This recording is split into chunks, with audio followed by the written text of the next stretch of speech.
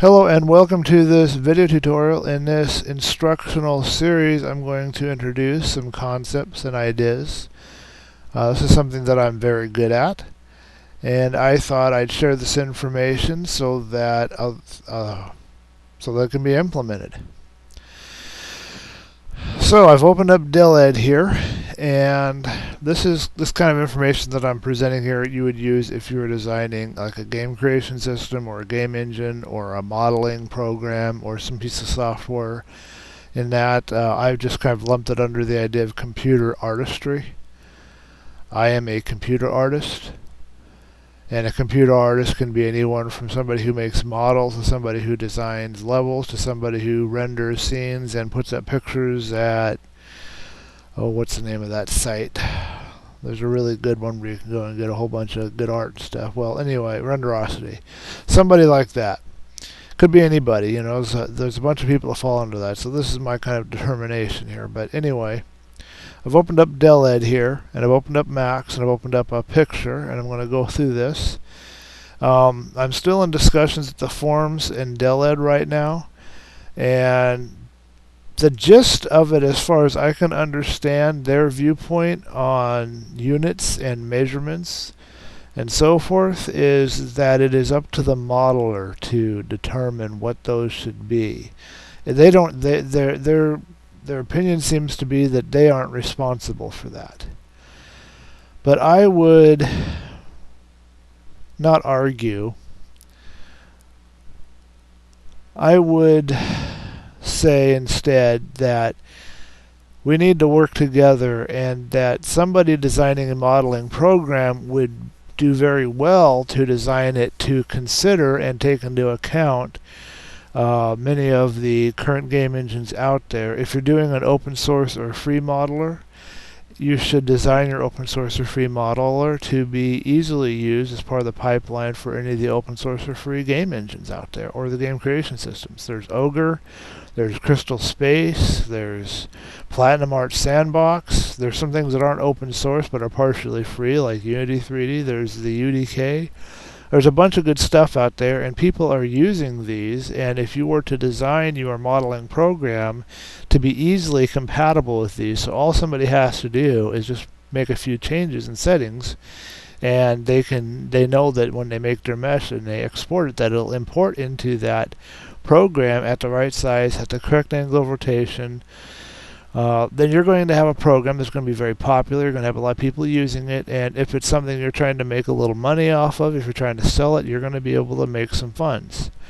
I would encourage you to keep it free and open source and depend on donations. I think, although people aren't as generous maybe as they should be, and a lot of us don't have a lot of money, I think that you can earn a greater amount of money, or at least respect, if you keep it open source and free. But I understand you have to put bread on the table too, so I don't know where I stand on that myself. I think for myself, if I was doing it and I created a game creation system, well, I know the one that I am designing right now, conceptualizing right now, and manifesting in what I call sense-determined reality, that one is going to be free and open source. That is important to me to have it that way. I'm not doing it for the money, but I'm not living on my own right now. I'm living at my grandmother's place, so I don't have to worry about bills and a family to feed and stuff. So I guess for me, maybe it's a little easier to do that than it might be for somebody else. So I can understand both sides. But the whole point of this instructional video is not to argue, between open source or charging a little bit. The whole point of this video is to to encourage a little more cooperation between designer and the different pipelines that it could be used for, the program could be used for. So I don't know if I'm making that very clear, but I'll kind of demonstrate it here in a second. So if I go in here to the grid, to the options rather, and this is here in DELED, as I said, I have the grid set to 128 by 16. And the default cube in del-ed comes in at 128 by 128 by 128. Now I would assume, using this modeling program, that if I were to export that cube would be 128 by 128 by 128 anywhere that I import it.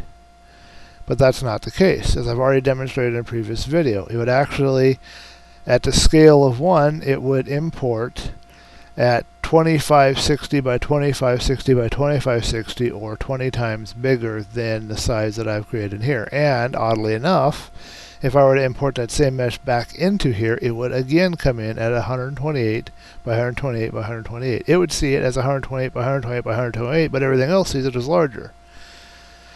And the people that have made del-ed argue the point that it is up to the modeler to get the sizes right and stuff. And I'm going to explain why it might be better to create something a little easier for people to use and export with, and not force the modeler to do all the work, and make it friendlier for the person that is using the software, so that the software works as expected. So I'm going to go over here now and show you something.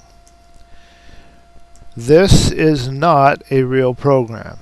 This is an image in a real program that I didn't design. This is the Windows Picture and Facts Viewer, but this is an image we're looking at that I spent time drawing up in GIMP.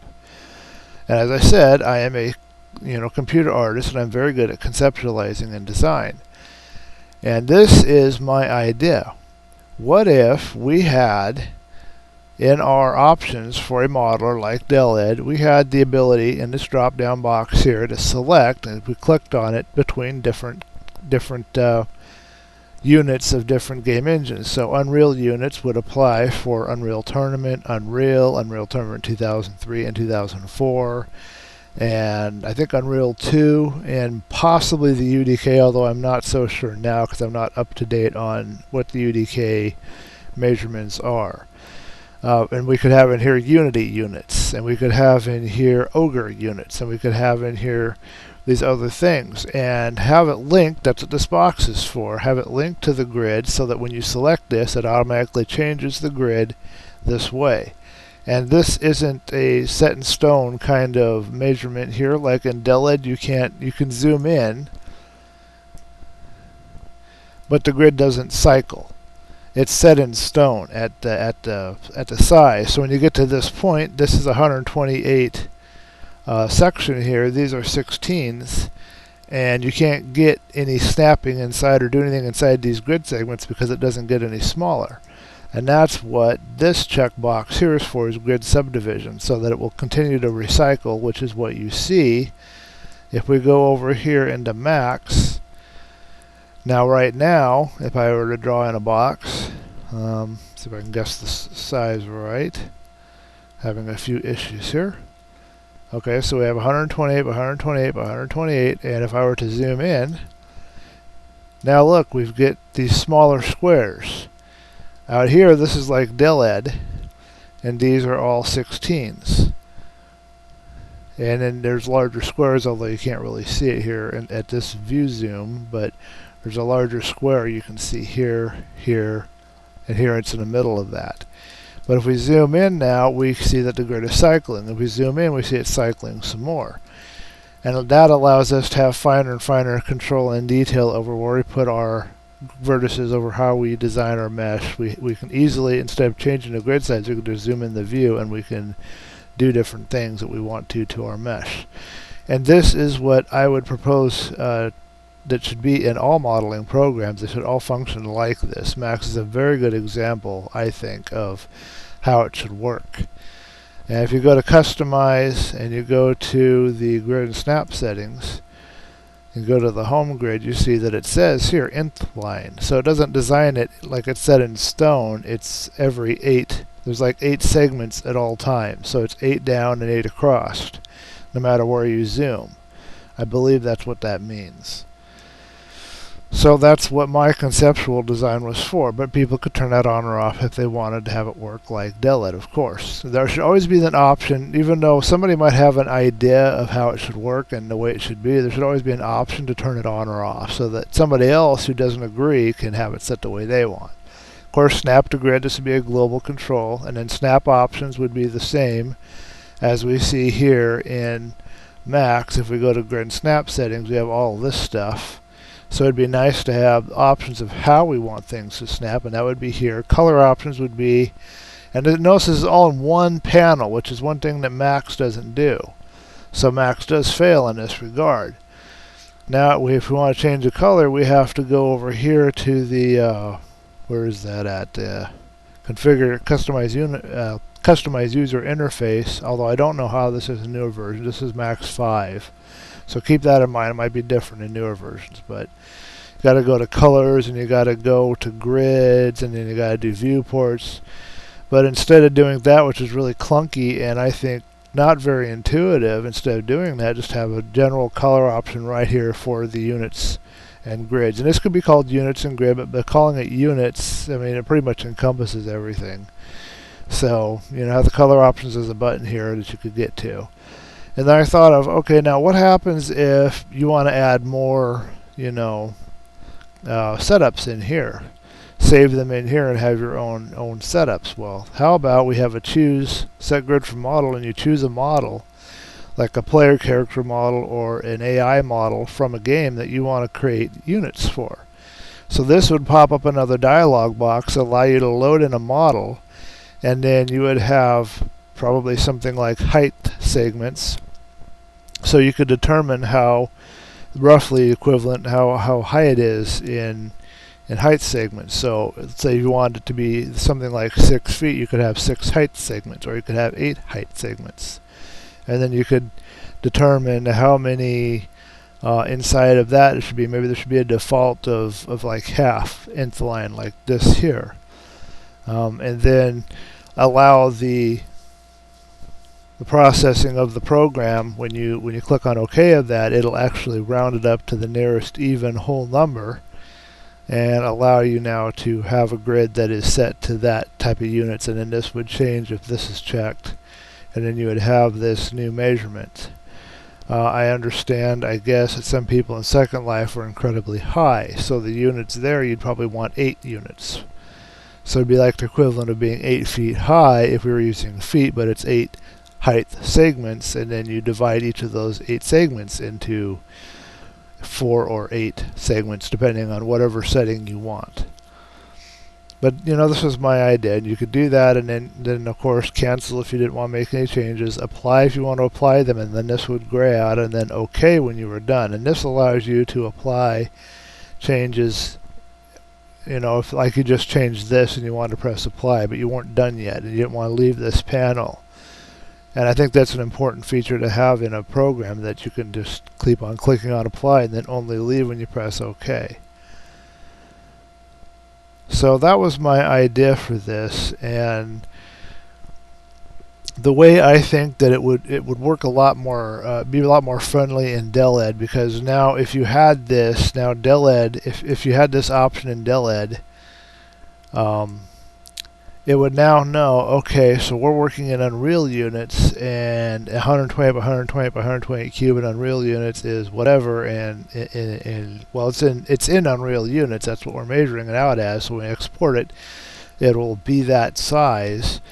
And going by the Unreal units, since a lot of games use the 16 unit kind of idea, and these are just generic units, they're not like inches or anything. The most rough equivalent you could come up with is maybe 16 units equals something like a foot, but that's not exactly accurate. That's not a statement to quote. But you know, the 16 unit thing is prevalent throughout the game engine design. I think it's something to do with the powers of 2. You notice the textures are always 16 divisible by 16. Although that's changing now in some game engines, and this may go away eventually. But for now, a lot of them are designed with the same unit structure. I know Morrowind was compatible with it, and I know the Unreal series, of course, was compatible with it. Unity was different, I believe. It had different setup, but there was a bunch of games out there that that use this idea of 16. But anyway, you know now that when you make your cube at that setup with those units, that when you export that would be the size, and that's what every other program that you import it into, with of course the correlating correct settings in the other program. So it wouldn't do me any good to take the 128 by 128 by 128 cube and import it into here if my grid and snap was not set to the 16 and 8. So you're going to have some knowledge of what the way to set up your other programs that you're looking at something in for your video game in your pipeline, whatever that is going to be. You have to know how to set those up, because it won't do you any good to have one thing working correctly and then your other programs aren't set up correctly. So you would have to have this set up, and now you know when you import that cube in here with these settings, that's exactly what you'll get. You will get this cube. This cube will be the same in DelEd, and DelEd will be the same in here, and it'll be the same in Hexagon, it'll be the same in Wings 3D, it'll be the same in Blender, it'll be the same anywhere where the settings have been set to match this kind of setup here. And because a lot of programs, might go with common measurements, like modeling programs might go with inches or meters or something of that nature, the 16 unit system usually falls pretty closely into that. So I mean, it's a big difference when you export something from DelEd and it's 2560, versus when you created it and it was 128. That's a big noticeable difference, and you can see that when you import that into Hexagon, when you import that into Sandbox, when you import that into Wings 3D, it overwhelms the workspace. Hexagon has that unique kind of, has a grid in the back and a grid on the bottom. It just goes over the entire grid, and it hides the grid in Wings because it covers that grid also, and it comes out huge in Sandbox, almost takes up an entire, the smallest setting was like a 10 for a 10 whatever unit Sandbox is using map. It almost covers the whole map. I mean, it is a huge difference, and it shouldn't be that way. I think that this is a design problem, but I don't present this to really to challenge or to give offense to the people who designed DelEd. I would just like to present a different way of looking at it, a way to make it, the program, as excellent as it is, even better, so that it would be even more friendly to people who want to use DelEd for various video games and stuff. It would be completely awesome to have something like this, so that DelEd would then be completely compatible with whatever program you're using, whatever engine, whatever game creation system. You would know that it would work really easily with DelEd. Right now you have to kind of guess. As I said in the other tutorial, you have to change the scale size on export. Pardon me a minute. So hopefully that gives you some ideas. If you're designing a modeling program or a game creation system with a modeler in it, try to keep that in mind. Try to find a way to draw more people to your tool by making it more user-friendly and allowing it to interact with in a friendly way with other programs. Open it up to a lot of ability to import. That's another problem with DelEd, is it has very limited export selection here and very limited import selection. But if you were going to go into Caligari TrueSpace, which is now defunct, but if you could find that, I think you still get a CNET downloads, you open that up and you look at it, and it can import a whole bunch of stuff, even more than Max can. And Max is a professional program. Get as many formats as you can out there, and especially design it to work with, if you're free and open source, if what you're designing is free and open source, especially design it to work with the most trafficked, the most popular free and open source stuff. So if I were to design a modeling program, for example, like DelEd, which is also a level editor, it's not just a modeling program, it's also, I think, even a game engine too behind it. So it's kind of like Blender in that regard, only Blender is a lot, well, in my opinion, it's a lot clunkier and it's more designed for modeling, but DelEd is much easier to use and much more fun, although it's harder to turn it, get a game out of it.